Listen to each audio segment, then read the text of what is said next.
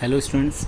हम लोगों ने एडमिशन पार्टनरशिप के बारे में हम लोग पढ़ रहे थे और पार्टनरशिप में मैंने आप लोग को last video admission of A partner का बना के दिया था, जिसको आप लोग कहते कि समझ में नहीं आ रहा है।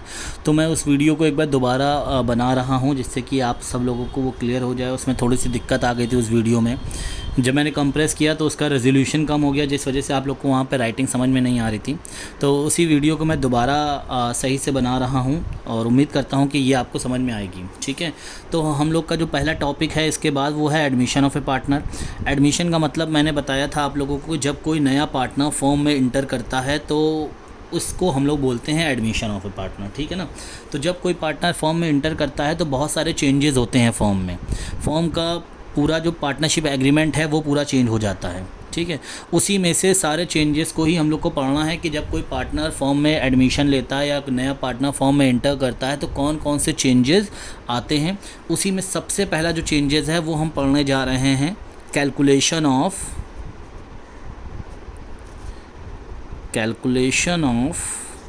New profit sharing ratio.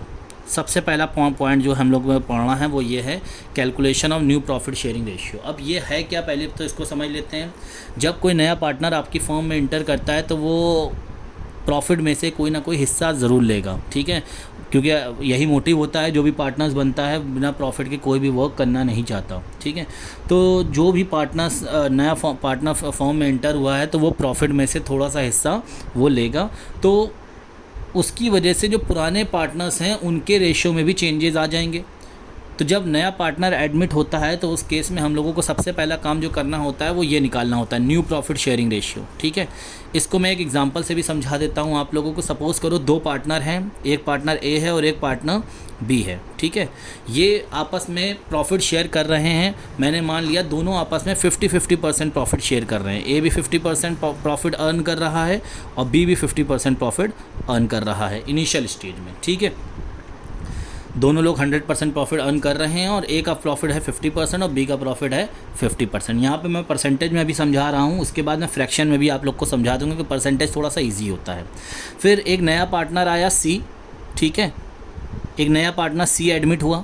सी ने कहा भाई हम 20% शेयर लेंगे। ठीक है, तो उन्होंने कहा ठीक है हम सी आपको 20% शेयर दिए दे रहे हैं। इनिशियल में सी का कोई भी शेयर नहीं था। ठीक है, तो सी ने कितने परसेंट शेयर ले लिया? 20%। अब बताओ ज़रा हमको ए और बी का कितना परसेंट रह गया होगा। जो ए और बी कितने परसेंट ले लेंगे? ए अपने पास 40% ले लेगा। ठीक है, और बी का शेयर कितना हो जाएगा? 40% हो जाएगा। क्लियर हो गई बात कि नहीं क्लियर हो गई ये चीज़? ठीक है, तो जब कोई नया पार्टनर आता है तो वो जो अपना शेयर लेता है वो ओल्ड पार्टनर से लेता है। जैसे यहाँ पर हुआ है, जो सी का जो 20% शेयर्स है वो उसने 10% ए से लिया है और बी से कितना लिया है उसने? 10%। क्लियर हो गई मेरी बात? तो ये जो निकल कर आया है ये है मेरा न्यू प्रॉफिट शेयरिंग रेशियो। ठीक है, तो हमको यही चीज़ निकालनी होगी कि जब कोई नया पार्टनर आता है तो उसकी वजह से नया प्रॉफिट शेयरिंग रेशियो क्या बना। अब उसको कैलकुलेट करने के अलग अलग तरीके हैं। यहाँ तो मैंने आपको बहुत इजी तरीके समझा दिया, लेकिन ये डिपेंड करता है लैंग्वेज के ऊपर। लैंग्वेज हम लोग देखेंगे आगे जाके क्या है क्या उसमें लैंग्वेज। फ़िलहाल इतनी चीज़ समझ में आ गई। अच्छा, अगर हम यहाँ पे एक चीज़ और पूछें कि ए का कितना सेक्रीफाइस हुआ है, तो ए का सेक्रीफाइस निकालने के लिए आप 50 में से 40% माइनस कर दो। तो भैया ए ने 10% सेक्रीफाइस किया है अपना शेयर। इसी तरह से बी ने कितना सेक्रीफाइस किया है शेयर? बी ने भी 10% सेक्रीफाइस किया है अपना शेयर। ठीक है, तो इन दोनों के सेक्रीफाइस से गेन किसको हुआ? गेन सी को हुआ और सी का प्रॉफिट परसेंटेज कितना हो गया? 20% हो गया। क्लियर हो गई ये बात? तो ये बताता है कि किसी का गेन किसी का लॉस होता है यहाँ पे। ठीक है, तो इस रेशियो को, ये जो जितना सेक्रीफाइस किया है इस रेशियो को हम लोग सेक्रीफाइजिंग या गेनिंग रेशियो के नाम से जानते हैं। इसको हम लोग सेक्रीफाइस रेशियो के नाम से जानते हैं। किस नाम से जानते हैं? Sacrifice ratio. ठीक है, तो क्वेश्चन में हम लोगों को सबसे पहले तो न्यू प्रॉफिट शेयरिंग रेशियो निकालने को बोलेगा, जिसको हम लोग NPR कहेंगे शॉर्ट फॉर्म में, और साथ ही साथ आपके एक चीज़ और बोलेगा कि सेक्रीफाइसिंग रेशियो भी निकालिए। तो यहाँ पर अगर हम ए और बी के सेक्रीफाइस देखें तो 10% ए ने सेक्रीफाइस किया है, 10% बी ने सेक्रीफाइस किया है। क्लियर हो गई ये बात? तो अल्टीमेटली हमको ये रेशियोज़ ही कैलकुलेट करने हैं इस वाले चैप्टर में, जिसका नाम है न्यू प्रॉफिट शेयरिंग रेशियो। ठीक है, और भी बहुत सारे चेंजेस हैं, जैसे रिवैल्यूएशन अकाउंट है और भी बहुत सारी चीज़ें जिसके बारे में हम लोग आगे डिस्कस करेंगे। फ़िलहाल अगर रेशियो कैलकुलेट करने की बात है तो कोई इसका एक फ़िक्स मेथड नहीं है रेशियो कैलकुलेट करने का, ये डिपेंड करता है लैंग्वेज के ऊपर। ठीक है, 3 तरह की लैंग्वेज आपको फेस करनी पड़ेंगी। वो 3 तरह की लैंग्वेज कौन कौन सी हैं? सबसे पहली लैंग्वेज है फ्रॉम, ठीक है ना, इसके बारे में भी अभी बता रहे हैं। दूसरी लैंग्वेज है हमारी, पहली फ्रॉम है। फ्रॉम का मतलब होता है किसी से ले लिया मैंने, ठीक है ना, किसी से कितना कितना शेयर। उसके बाद दूसरा वर्ड है जो हमें ध्यान रखना है, वो है ऑफ, ठीक है। ऑफ का मतलब होता है का, किसी का, ठीक है। और तीसरा वर्ड जो हमको ध्यान रखना है वो है सर्टेन, एक निश्चित। इन 3 वर्ड्स को फोकस करके हम लोग क्वेश्चंस को सॉल्व करने के अलग अलग तरीके ढूंढेंगे। सबसे पहले हम बात करते हैं फ्रॉम वर्ड की, ठीक है ना। फ्रॉम का मतलब होता है किसी से, जैसे मैंने अभी बताया आप लोगों को। तो एक एग्जांपल से इसको समझते हैं। फ्रॉम अगर शब्द आपका यूज़ हुआ है क्वेश्चन में, जो क्वेश्चन है आपको फ्रॉम शब्द यूज़ हुआ है उसमें, तो उसको करने का क्या तरीका है, एक सिंपल से एग्जांपल समझते हैं। सपोज़ करो ए और बी 2 पार्टनर थे, ठीक है। ये आपस में 60% और 40% प्रॉफिट शेयर कर रहे हैं। अभी हम परसेंटेज की फॉर्म में समझा रहे हैं, फिर आपको हम उसके फॉर्म में भी समझा देंगे, ठीक है। ये 60% और 40% प्रॉफिट ये आपस में शेयर कर रहे हैं। एक तीसरा पार्टनर इंटर हुआ सी। इनिशियल में तो उसका कोई भी शेयर नहीं था, ठीक है, लेकिन बाद में उसने ये कहा कि सी ने बोला कि भैया हम 10%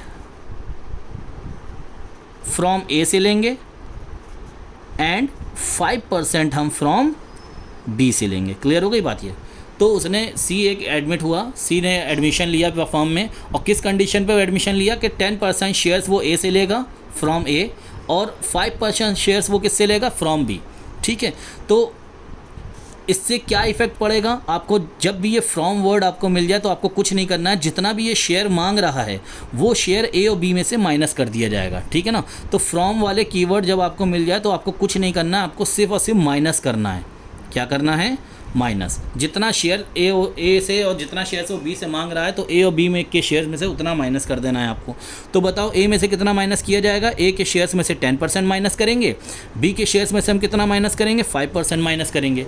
तो बताओ ज़रा सी का शेयर्स कितना हो जाएगा अपने आप? 10 + 5 इसका वो गेन हो जाएगा, तो प्लस 15% इसका शेयर्स हो जाएगा। तो ये देखिए सी का शेयर आपको पता लग गया +15। तो अब बताओ न्यू प्रॉफिट शेयरिंग रेशियो कितना हो जाएगा, जिसको हम लोग NPR बोलते हैं। ए का शेयर पहले 60% था, उसमें से 10% रिड्यूस हो गया, तो अब बचा हमारे पास 50%, ठीक है। इसी तरह से बी का शेयर 40% था, 5% रिड्यूस हो गया, तो अब कितना बचा? 35%। और आखिर में सी का तो अभी हमने कैलकुलेट ही करा है 15%। क्लियर हो गई बात ये? तो ये जो आया है ये मेरा आया है NPR, new profit sharing ratio, ठीक। और अगर हम आपसे सेक्रीफाइसिंग रेशियो पूछें तो ये देखिए, ये यही तो सेक्रीफाइस किया है उसने, इसको हम लोग सेक्रीफाइस रेशियो बोल देंगे। तो बताओ ए और बी ने कितना कितना सेक्रीफाइस किया? 10% ए ने, 5% बी ने।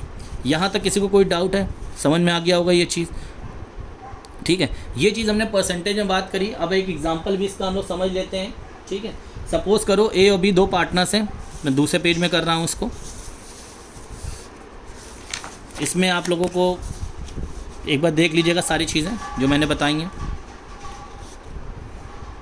ठीक। तो नेक्स्ट वीडियो में हम इसका एक क्वेश्चन लगाएंगे फ्रॉम वाला, जिससे आपको ये और क्लियर हो जाएगा।